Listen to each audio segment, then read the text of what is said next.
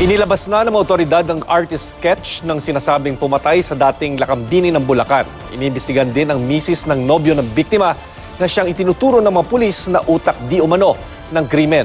May exclusive report si Tina Panganiban Perez. Ito ang artist sketch ng bumaril sa dating Lakambini ng Bulacan na si Mary Christine Balagtas noong alas 9 ng umaga ng April 5. Nagpanggap ang suspect at ang isang kasama na nagde-deliver ng bulaklak at tsokolate kay Mary nang bigla nitong binaril sa sentido ang biktima. 5'6 hanggang 5'7 ang taas ng lalaking suspect. May edad na 38 pataas. Fair ang complexion at katamtaman ng pangangatawan. Ito po talaga yung gunman na nag-abot ng bouquet ng flower at saka yung chocolate. Sa CCTV video na nakuha ng Plaridel Police, makikita ang dalawang suspect na sakay na motorsiklo. Pero naka-helmet silang pareho, kaya di kita ang kanilang mga mukha. Pero umaasa ang pulisyang baka may makakakilala sa kanila base sa artist sketch at sa kanilang pangangatawan nakita sa CCTV video. May 100,000 pisong pabuyang naghihintay para sa makapagbibigay impormasyon sa mga suspect. Si Mary, inihatid na sa huling hantungan kahapon. Nagpalipad din ng mga puti at pink na lobo.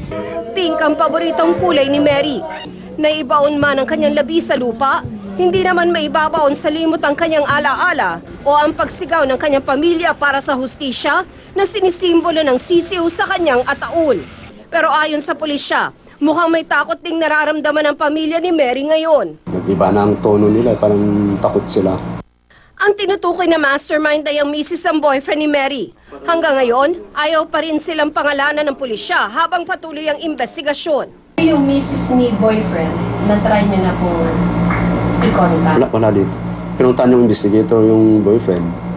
Kaya lang, nung una, okay na yung sagot eh. Pero after mga ilang tanong, tumawag yung attorney niya. Sabi ng attorney, kailangan may lawyer yan. So, di namin mapilit because right nga naman yun. Ang boyfriend ni Mary, nagsabi raw na pupunta sa pulisya kanina pero di raw ito dumating.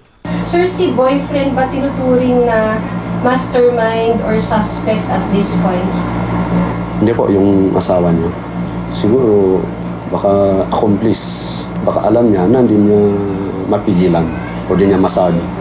Muling nanawagan si Superintendent Lizardo sa publiko na ipagbigay alam sa pulisya ang anumang nalalaman nila sa kaso.